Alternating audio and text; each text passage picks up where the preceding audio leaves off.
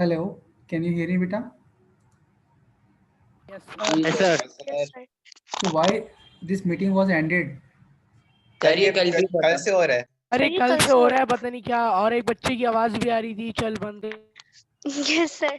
अभी अब्बुल हसन तो मीटिंग में भी नहीं नहीं नहीं है। सर, ये नहीं थे कि हाई स्कूल के नाम से एक और बच्चा आया था, हाँ उसने सर, ये किया कोई था और ये। आ रहा है। All right, all right. Sir ये कल भी हो रहा था। चलो. Hmm, I think 20 students are there. So let's start today's class. Vardha is there or not? Vardha is not there.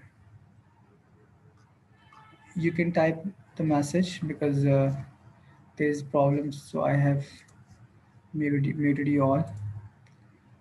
The lines are.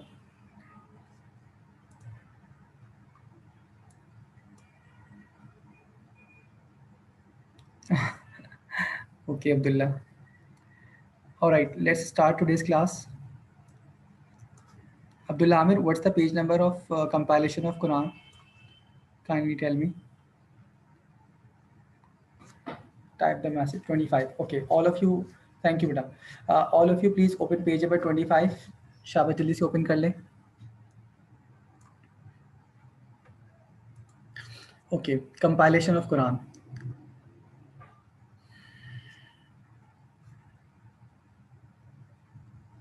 Or it came in CI, page number 25.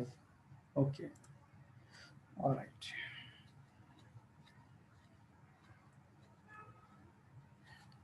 So outline the various stages and preservation of the compilation of the Holy Quran, page number 25. Okay, so this question was given later in CI.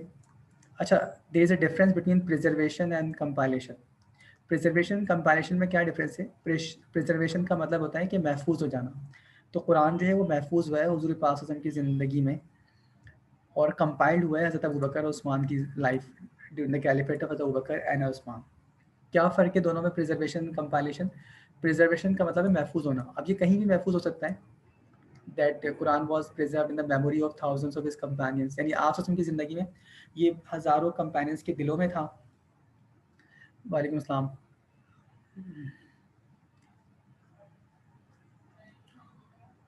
तो preservation क्या है कि मतलब महफूज होना, वो memories के अंदर भी हो सकता है और स्कैटर्ड फॉर्म में था, जैसे tablets of stone, bones of camel, skin leather. तो ये प्रिजर्वेशन थी इसके अंदर. लेकिन कंपाइलेशन कब हुआ है? कुरान हज़रत अबू बकर उस्मान के की कैलिफेट में हुआ है. तो मैंने ये लिखा था कि preservation compilation of the holy Quran can be divided into 3 stages during the caliphate, during the prophet lifetime. ये प्रिजर्वेशन हुई है. Under the caliphate of Abu Bakr compiled हुआ है and under the caliphate of Usman ये भी compiled हुआ है. ठीक है. अच्छा, as far as second paragraph is concerned, during the prophet lifetime. So जो लास्ट क्वेश्चन था 610 एंड 632 AD वाला, उसका जो लास्ट पैरा था, arrangement of the Quran was done under the guidance of Jibril, वो ये सेकंड पैराग्राफ है. And you already know about it कि whenever the holy prophet peace upon him receive the revelation he used to call his scribes. और scribe जो Quran लिखते थे उनको scribes कहा जाता है. And he used to dictate them, जो भी अवेलेबल होते थे उन 40 में से. And he used to dictate them, और वो उनको डिक्टेट करवाते थे. And they used to write on the tablets of stone, bones of camel, skin leather, date, palm leaves वगैरह पे लिखा करते थे. और आपसे सब उनसे सुन लेते थे कि उन्होंने सही लिखा या गलत लिखा. And every year the holy prophet used to recite the holy Quran. जो भी रिवील्ड हो चुका होता था वो तरावी में जिब्रील को सुनाते थे. और लास्ट टाइम आप ने पूरा कुरान 2 मरतबा जिब्रील को सुनाया. तो उसमें बस ये थोड़ी सी ये एडिशन की है मैंने इस पैराग्राफ के अंदर कि those scribes were almost 40 people. Among them were the 4 rightly guided caliphs. हज़रत ज़ैद बिन साबित was the chief of the scribe. वो scribes के लीडर थे. हज़रत अब्दुल्ला बिन मसूद, हज़रत उबई बिन काब, हज़रत अमीर मुआविया एक्सेट्रा.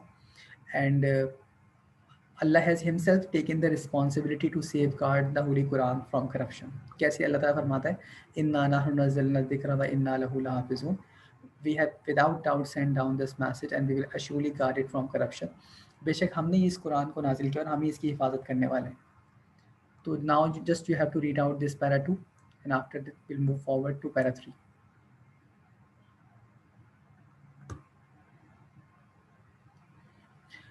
और इसमें ये भी ऐड होगा कि when the holy prophet peace upon him passed away from this world, the Quran was not present in form of a book but it was in a scattered form.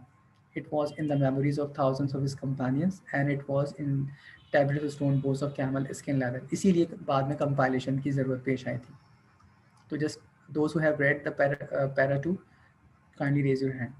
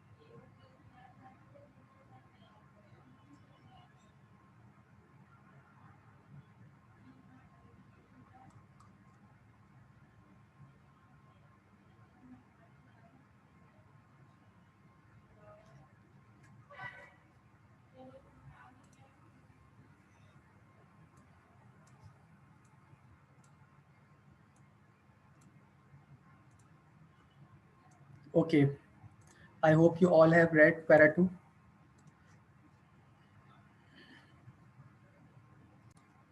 Okay, now come to para 3. Under the caliphate of Hazrat Abu Bakr. अब हज़रत Abu बकर की caliphate में क्या हुआ कि a battle took place against false prophet Musailama. This battle was called Battle of Yamama, in which a large number of Huffaz were martyred. किसी जगह पे आता है 360 Huffaz were martyred और किसी जगह आता है 70 Huffaz were martyred, but 360 is preferable. तो आपने लिखना है कि in Battle of Yamama a large number of Huffaz 360 Huffaz were martyred. 360 हाफिज शहीद हो गए. तो जब इतने सारे हफ़ाज शहीद हो गए इस बैटल में तो हज़रत Umar came to Hazrat Abu Bakr. हफ़ाज means plural of हाफिज़. फॉल्स प्रॉफिट ये आप पढ़ेंगे कैलिफेट के चैप्टर में इंशाल्लाह इन ग्रेड 10. झूठे नबी जिन्होंने नबी होने का दावा किया था, तो वो बैटल ऑफ यमामा उनके वो फॉल्स प्रॉफिट मुसलमा के अगेंस्ट हुई थी. हमें यहाँ बैटल से कोई कंसर्न नहीं है, हमें असल कंसर्न है कंपाइलेशन ऑफ कुरान के रीज़न से. तो जब इतने सारे हुफ़ाज शहीद हो गए, हुफ़ाज इज़ द प्लूरल ऑफ हाफिज़, यानी जो लोग कुरान की हिफ्ज़ कर चुके होते हैं, those who had learn the whole Quran by heart. तो जब इतने सारे हाफिज़ शहीद हो गए तो हज़रत Umar came to Hazrat Abu Bakr and suggested him to compile the holy Quran in form of book. Hazrat Umar ने हज़रत अबू बकर को सजेशन दी कि क्यों ना हम कुरान को बुक फॉर्म में कर लें, क्योंकि अगर इसी तरह हाफिज़ शहीद होते गए तो एक वक्त आएगा कि कुरान हमसे लॉस हो जाएगा. तो हज़रत अबू बकर जो थे, ही शोड सम हेजिटेशन, उन्होंने कुछ हेजिटेशन शो की. Ayaan Faisal is asking what is the meaning of caliphate. Caliphate means खिलाफत, यानी आप ससम के बाद जिन्होंने लीड किया मुसलमानों को वो खलीफा थे. तो Hazrat Abu Bakr was the first caliph of Islam. तो Hazrat Abu Bakr showed some hesitation और उन्होंने कहा कि why should I do the work which was not done by the prophet peace upon. यानी हज़रत उमर से कहा हज़रत अबू बकर रज़ी अल्लाह तआला अन्हु ने कि मैं वो काम क्यों करूँ जो होली प्रॉफिट ने नहीं किया. एक बार सब कह दो सल्लल्लाहु अलैहि वसल्लम. जज़ाकल्लाह. तो हज़रत अबू बकर रज़ी अल्लाह तआला अन्हु ने कहा कि why should I do the work which was not done by the prophet peace upon. मैं वो काम क्यों करूँ जो होली प्रॉफिट ने नहीं किया. यानी जब उन्होंने कुरान को बुक फॉर्म में नहीं किया तो मैं क्यों करूँ. लेकिन हज़रत उमर फरमाते हैं कि मैं उनके पास जाता रहा और उनको कन्विंस करने की कोशिश करता था. फाइनली हज़रत उमर वॉज कन्विंस, हज़रत अबू बकर वॉज कन्विंस. फिर हज़रत अबू बकर जब कन्विंस हो गए तो हज़रत अबू बकर ने हज़रत उमर से ये नहीं कहा कि मैं और तुम मतलब एग्रीड हैं तो आओ स्टार्ट करते, नहीं, बल्कि उन्होंने इजमा किया, तमाम कंपनी से को बुलाकर मशवरा किया कि उमर का ये कहना है, क्या ये करना चाहिए नहीं. सब ने कहा कि हाँ करना चाहिए, कुरान को बुक फॉर्म में करना चाहिए. तो हज़रत अबू बकर रज़ी अल्लाह तआला अन्हु ने हज़रत ज़ैद बिन साबित को बुलाया जो कि आप सल्लल्लाहु अलैहि वसल्लम की ज़िंदगी में चीफ़ ऑफ स्क्राइब थे, और उनको कहा कि आपको आपकी रिस्पॉन्सिबिलिटी है कि कुरान को बुक फॉर्म में करें. तो हज़रत ज़ैद बिन साबित के अल्फाज ये थे कि if the caliph had asked me to move a mountain from its place, it would have been easier for me than compiling the Holy Quran. कि अगर खलीफा मुझे एक हुक्म देते कि एक पहाड़ को अपनी जगह से मूव करो और एक जगह आता है ओहद माउंटेन को अपनी जगह से मूव करो, तो ये मेरे लिए आसान होता बजाय कुरान कंपाइल करने के, क्योंकि ये एक सेंसिटिव काम था, इसमें गलती होने से गुनाह में पड़ने का अंदेशा था। इसलिए ज़ैद बिन साबित ने ये अल्फाज फरमाए, लेकिन उन्होंने कहा चूँकि खलीफा का ऑर्डर था तो इसलिए जो है वो मैंने एग्री कर लिया। फिर it was announce in Medina, Medina में अनाउंसमेंट करवा दी गई कि whoever had any portion of the Quran should bring it to Zaid bin Sabit, कि जिसके पास कुरान का जो भी पोर्शन है वो ज़ैद बिन साबित के पास ले आए। तो जब भी कोई अब इस मरतबा 25 लोगों की वो थी टीम थी, यानी हज़रत ज़ैद बिन साबित के अलावा 24 हुफ़ाज़ और थे उनके साथ। अब जो भी whoever brought the piece of revelation, जो कोई भी लेकर आता था बोन्स ऑफ कैमल पे, स्किन लेदर पे, डेट पाम लीव्स वगैरह पे कि ये कुरान है, तो वो दो मेथड क्या थे, वो दो प्रिंसिपल्स क्या थे जिसके बाद चेक करके हज़रत ज़ैद बिन साबित उसको कुरान में लिखा करते थे। First he used to tally first Hazrat Zaid bin Sabit used to tally that written material with his own memory and the memory of other हुफ़ाज़। तो पहला मेथड क्या था, टैली करने वाला, यानी पहले हज़रत ज़ैद बिन साबित खुद पढ़ के देखते थे ये कुरान की आयत है, फिर वो बाकी 24 हुफ़ाज़ से कहते थे कि तुम भी पढ़कर देखो कि ये कुरान की आयत है नहीं। जब ये पहला वाला प्रोसेस हो जाता था, फिर वो कहते थे उस बंदे से कि he also ask for to witnesses, कि टू विटनेसेस लेकर आओ, दो गवाह लेकर आओ जो ये बताएं कि तुमने आप के सामने बैठ के लिख लिया था और आप ने सुन लिया था कि तुमने सही लिखा या गलत लिखा। फिर वो बंदा जब टू विटनेसेस लेकर आता, तब जाके हज़रत ज़ैद बिन साबित उसको अपने कुरान में लिखा करते थे। तो इतनी केयरफुली उन्होंने इस तरह से केयरफुल होकर ये कंपाइल किया मतलब कुरान करीम को। तो जो पहली 1 से 1.5 साल के अंदर दिन रात की मेहनत के बाद हज़रत ज़ैद बिन साबित रज़ी अल्लाह अन्हु ने कुरान की जो पहली कॉपी तैयार की, उसका नाम था मुसहफ़। यहाँ स्लैश लिखकर भी लिख दें, यानी कुछ जगहों पे उसको पहली पहली जो हैंड रिटन कॉपी थी उसको भी कहते हैं, लेकिन मुसहफ़ के नाम से ज़्यादा मशहूर थी, मुसहफ़ स्लैश अच्छा, अब क्या है कि उसको उसका नाम क्या मुसहफ़, और फिर वो मुसहफ़ उन्होंने हज़रत अबू बकर रज़ी अल्लाह तआला को दे दिया। हज़रत अबू बकर रज़ी अल्लाह तआला ने अपने इंतकाल के टाइम पे वो मुसहफ़ हज़रत उमर को दे दिया क्योंकि वो खलीफा थे। फिर हज़रत उमर का जब इंतकाल हो रहा था तो थर्ड खलीफा कोई नॉमिनेट नहीं था, इसीलिए हज़रत उमर ने वो मुसहफ़ अपनी बेटी हज़रत हफ्सा को दे दिया जो कि आप की विडो थी। तो जब हज़रत हफ्सा के पास वो कॉपी आई, वो मुसहफ़ आया, तो फिर उसका नाम हो गया मुसहफ़ हफ्सा। आप समझ बात? अक्सर स्टूडेंट्स ये समझते हैं कि जैसे ही हज़रत अबू बकर ने जो जो हज़रत ज़ैद बिन साबित ने कुरान की कॉपी तैयार की उसका नाम था मुसहफ़ हफ्सा, नहीं। When it came to Hazrat Hafsa then it was known as Mushaf Hafsa. जब हज़रत हफ्सा के हाथ में आया फिर इसका नाम हो गया मुसहफ़ हफ्सा। अब ये करो कि जस्ट रीड आउट पैरा 3।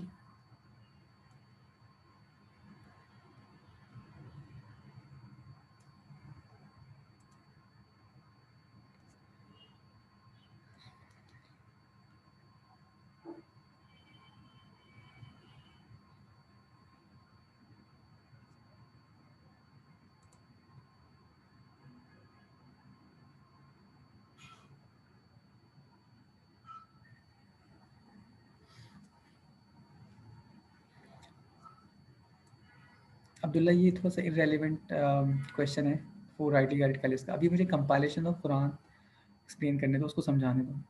खलीफा बाद में आए थे नहीं आए थे, ये अलग कैलिफेट का चैप्टर है, तो आई विल रिप्लाई लेटर। फिर इससे ये बात आपके जहन से निकल जाएगी।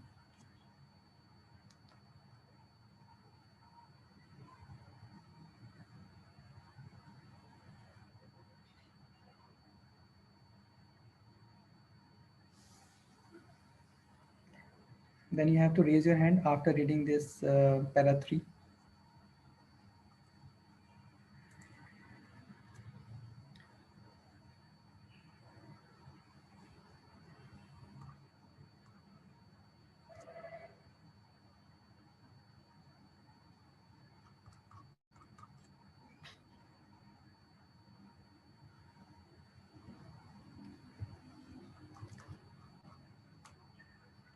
After reading para 3, kindly raise your hand.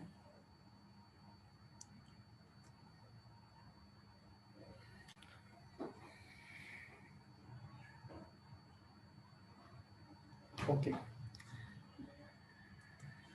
Alright, आपको दो चीज़ें करनी है।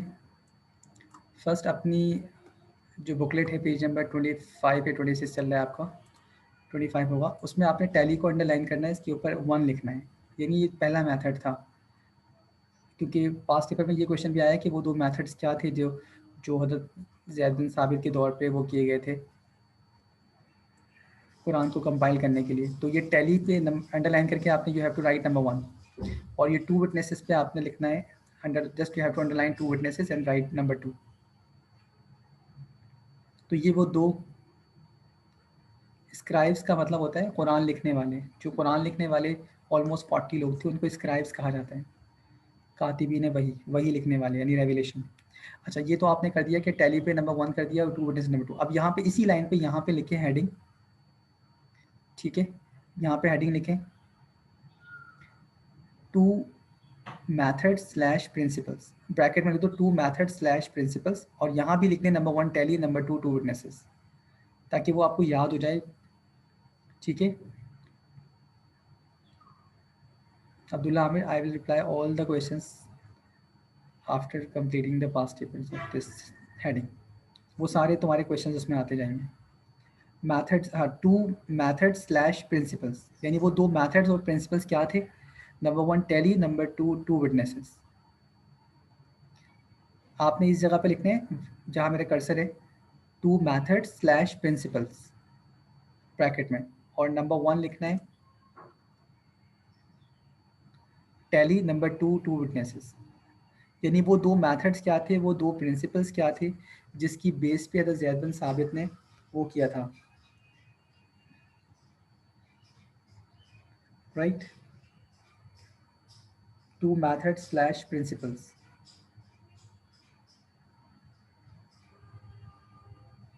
ओके, अब आपने करना ये है कि जहाँ पर ये हज़रत मसहफ़ हफ्सा लिखा हुआ है, इसके बाद आपने लाइन ड्रॉ करनी है। Just number 1 tally, number 2 2 witnesses, Mushaf came to be known as Mushaf Hafsa. Just you have to draw the line, और ये जो इन बिटवीन दिस ये स्पेस है, यहाँ पे आपने लिखना है ड्यूरिंग द कैलिफेट ऑफ हज़रत Umar. Just write down this,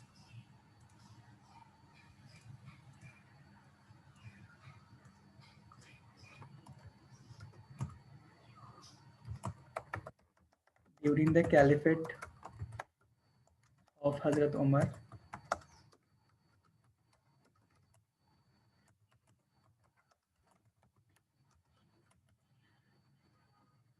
Musaf was protected only from corruption.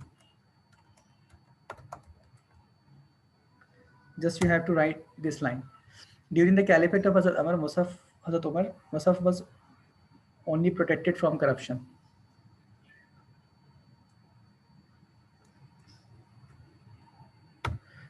Was only protected from corruption.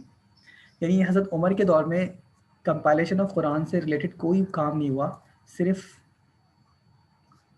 जो है वो पेज नंबर 26 है सैयद अरमान अली। कैलिफेट ऑफ उमर के दौर में सिर्फ कोई काम नहीं हुआ कंपाइलेशन ऑफ कुरान के हवाले से, बस सिर्फ और सिर्फ मुसहफ़ की हिफाजत हुई करप्शन से। ठीक है, अच्छा, नाउ कम टू हज़रत Usman.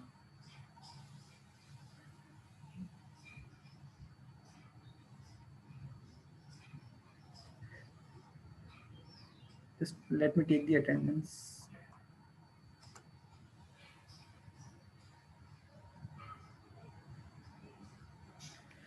Okay.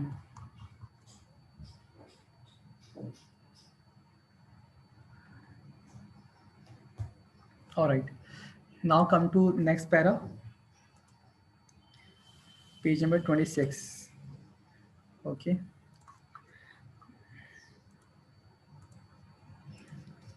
Under the Caliphate Usman. अब हज़रत उस्मान के दौर में क्या हुआ? In the Caliphate Usman, so many non-Arab accepted Islam, जिनको अरबिक लैंग्वेज नहीं आती थी। हाँ, तो उस्मान के दौर में भी वो मसहफ़ हफ्सा हज़रत हफ्सा के पास ही था उस वक्त। अब सुनो, in the caliphate of Usman, so many non Arab accepted Islam, जिनको अरबिक लैंग्वेज नहीं आती थी। तो अब क्या हुआ कि हज़रत उस्मान के दौर में दो प्रॉब्लम आई। एक तो लोगों को, बहुत सारे नॉन अरब को अरबिक लैंग्वेज नहीं आती। जैसे अरबों को तो ज़ेर ज़बर पेश की ज़रूरत नहीं थी। जैसे हमारी उर्दू की किताबों में क्या होता है कि ज़ेर ज़बर पेश नहीं होते। जैसे ये स्कूल लिखा हुआ है तो हमें ऑटोमेटिकली हर बच्चे को पता है कि ये स्कूल है, स्कूल या स्कूल नहीं है, क्योंकि हम लोग नेटिव स्पीकर हैं। तो इसी तरह अरबों को भी ज़ेर ज़बर पेश की ज़रूरत नहीं थी।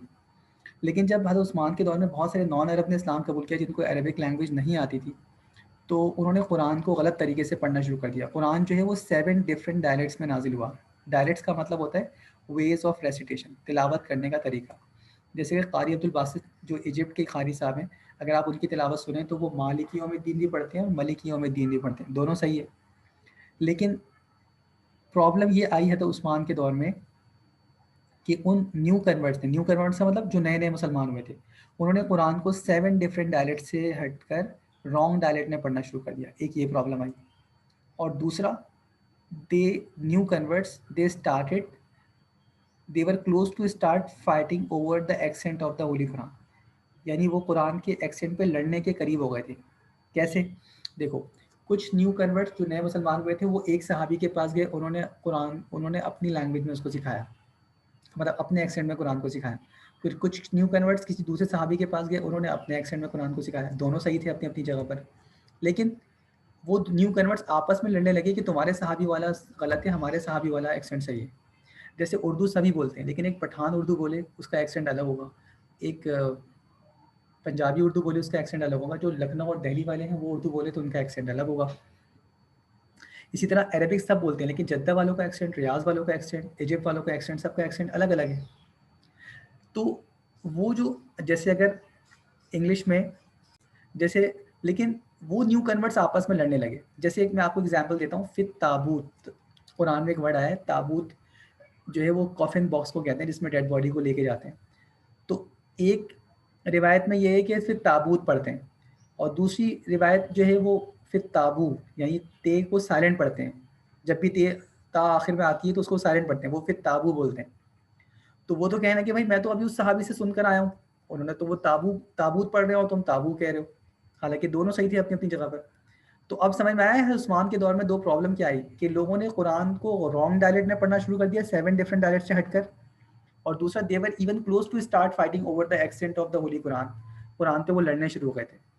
तो Farkhanda Noor page number 30 line number 3 पे लिखा हुआ है कि हज़रत अनस बिन मालिक ने हज़रत उस्मान को कंप्लेन की, और यासीन मलिक में लिखा हुआ है हुज़ैफा बिन यमान। तो दोनों रिवायतें आती हैं, मैंने दोनों को मर्ज किया है कि हज़रत हुज़ैफा बिन यमान सीरिया में जिहाद कर रहे थे, उन्होंने सुना ये दो प्रॉब्लम, और हज़रत अनस बिन मालिक ने नोटिस किया। तो इन दोनों ने तो उस्मान को बताया कि ये दो मसले आ रहे हैं। तो हज़रत उस्मान ने हज़रत ज़ैद बिन साबित को बुलाया और कहा कि इस बार मैं आपके साथ 3 लोग और देता हूँ, यानी टोटल 4 लोगों की टीम है। हज़रत अबू बकर के दौर में 25 लोगों की टीम थी। हज़रत ज़ैद बिन साबित 1, हज़रत अब्दुल्ला बिन ज़ुबैर 2, हज़रत सईद बिन अल असर 3, हज़रत अब्दुर्रहमान बिन हारिस 4। इन 4 लोगों को बोला कि आपने अब 2 काम करने। मैं आपको, हज़रत उस्मान ने कहा कि मैं आपको मसहफ़ हफ्सा मंगवा के देता हूँ हज़रत हफ्सा से।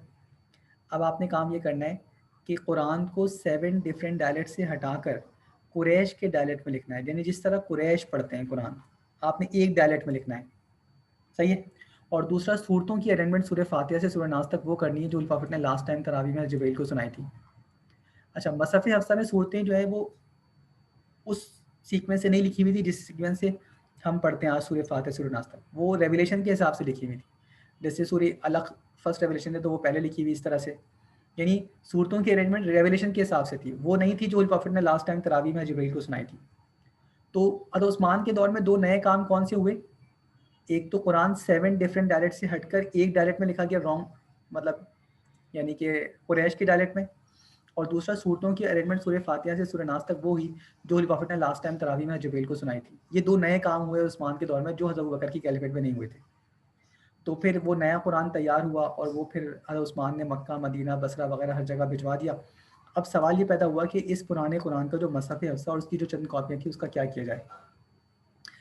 तो अब हज़रत उस्मान ने इस पे इजमा किया। ठीक है, हज़रत उस्मान ने इजमा किया, यानी तमाम कंपेनियंस को बुलाया और कहा कि क्या किया जाना चाहिए मसहफ़ हफ्सा और उसकी चंद कॉपी जो लोगों के पास थी। तो ये डिसाइड हुआ इजमा में यानी सब ने मशवरा दिया कि इसको डिस्ट्रॉय कर देते हैं, क्योंकि अगर हमने इसको डिस्ट्रॉय नहीं किया तो फिर हमारे मरने के बाद मुसलमानों में दो ग्रुप हो जाएंगे। एक कहेगा कि वो पहला वाला कुरान मसहफ़ हफ्सा सही है, दूसरा गलत है, हज़रत उस्मान वाला। और दूसरा ग्रुप कहेगा कि नहीं, उस्मान वाला सही है और पहला वाला गलत है। तो मुसलमानों को लड़ाई से बचाने के लिए, उनको एक प्लेटफॉर्म पर लाने के लिए उसको जो है वो जला दिया गया। अच्छा, डिस्ट्रॉय करने के दो ही तरीके होते हैं, या तो समंदर में बहाते हैं, जैसे कुरान करीम के जो सही सफ़े फट जाते हैं, शहीद हो जाते हैं, उनको या तो समंदर में बहाते हैं या उनको जलाकर उनके एशेस को ऐसी जगह राख में दबा देते हैं जहाँ पाँव ना पड़े ज़मीन पर। समंदर में फेंकने में प्रॉब्लम ये है कि उसके हर्फ तो मिट जाते हैं, हरूफ, लेकिन जो है ना वो पाँव पे आ जाते हैं, पेजेस तो वो लगते हैं। तो इसीलिए इसको जला दिया गया। और जो मसहफ़ हफ्सा उसकी चंद कॉपी थे, जो एक ही कुरान था जो उस्मान के दौर में हुआ, वो सब जगह भिजवा दिया गया। इस ग्रेटेस्ट वर्क की वजह से उस्मान को जामिउल कुरान कहा जाता है, यानी कुरान को जमा करने वाले, यानी मुसलमानों को एक प्लेटफॉर्म पे लाने वाले। अच्छा, अब जो ज़ेर ज़बर पेश हैं, इसलिए मैं अपनी ठीक है, इट्स ओके अब्दुल्ला आमिर। तो क्या है कि greatest Usman is known as जामिल कुरान। अब जो ज़ेर ज़बर पेश है वो बाद में, अच्छा आप इसके नीचे एक पॉइंट ऐड करें इस जगह पर, ये जो लास्ट पॉइंट है, for this greatest Usman is known जामिल कुरान, इसके नीचे एक पॉइंट ऐड करें, फिर मैं वो एक्सप्लेन करता हूँ। मैं बोर्ड पे लिख देता हूँ, ठीक है।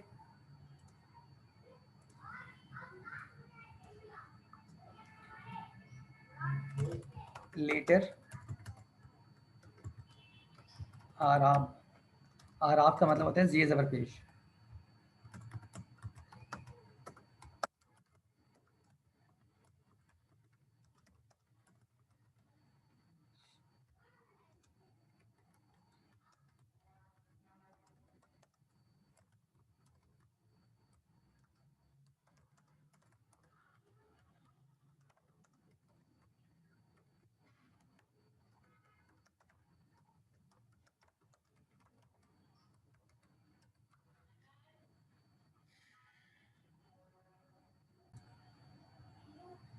You have to add this point. Later, Arab Zer Zabar Pesh were added by Hajjaj bin Yusuf, the successor of the companion.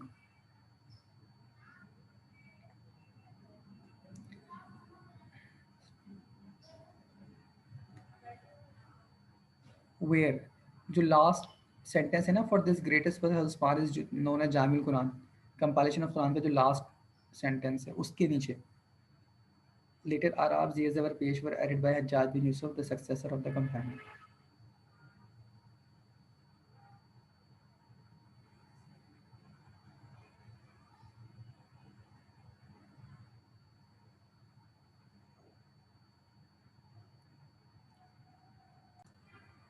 Hajjaj बिन यूसुफ ने लगाए, तो फिर उस्मान के दौर में वो क्या काम हुआ, यानी कुरान जो है वो कुरैश की डायलेक्ट में कैसे लिखा गया।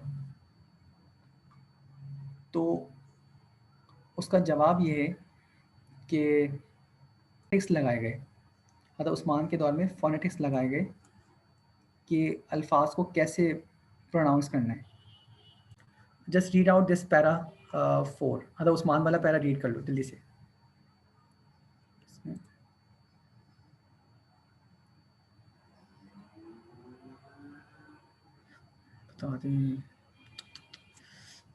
Later Arab Zer Zabar Pesh were added by Hajjaj bin Yusuf, the successor of the companion.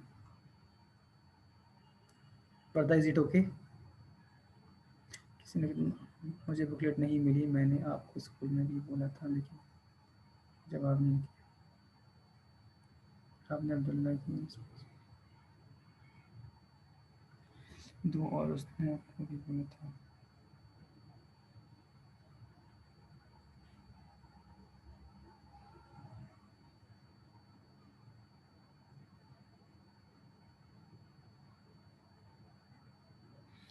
ये कौन है? Mohammad Ammar.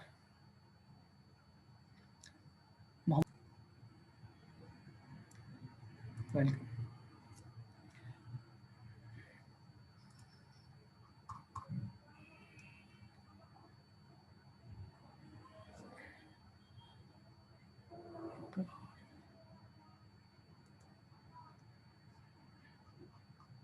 All of you now you have to keep your hands down.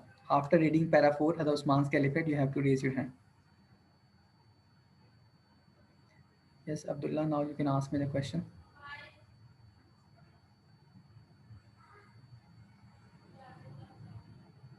मसफ़ अफ़सा के साथ क्या किया था?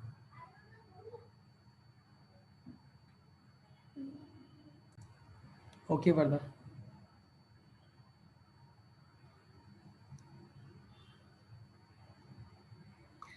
Okay, Abdullah. Abdullah Amir, you have just have to read out para 4 and after that you have to raise your hand. ठीक है, come on, hurry up.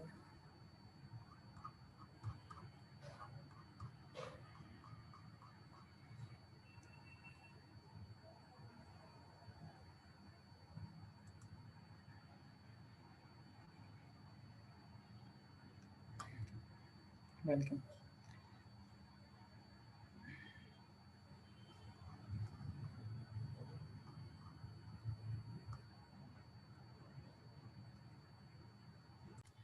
Difference क्या है? हज़रत अबू बकर के दौर में कुरान 7 डिफरेंट डायरेक्ट्स में लिखा हुआ था, उस्मान के दौर में कुरान एक कुरैश के डायरेक्ट में लिखा गया। एक फ़र्क। दूसरा फ़र्क, सेकंड डिफरेंस क्या है कि हज़रत अबू बकर वाले कुरान में मसफ़ अफ़सा में सूरतों की रेवलेशन के हिसाब से सूरतें अरेंज की गई थी, जैसे सूरह अलक़ है, सूरह मुदस्सिर है, इस तरह से।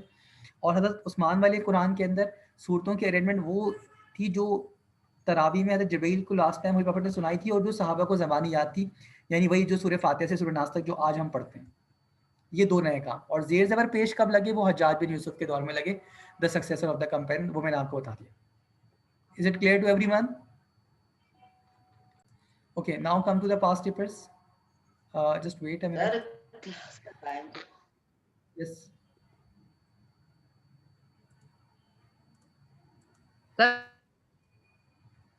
Now I've just unmuted. I've just muted you all. Just wait a minute. Important files. Okay. Now come to the past papers. Time to khatam ho gaya.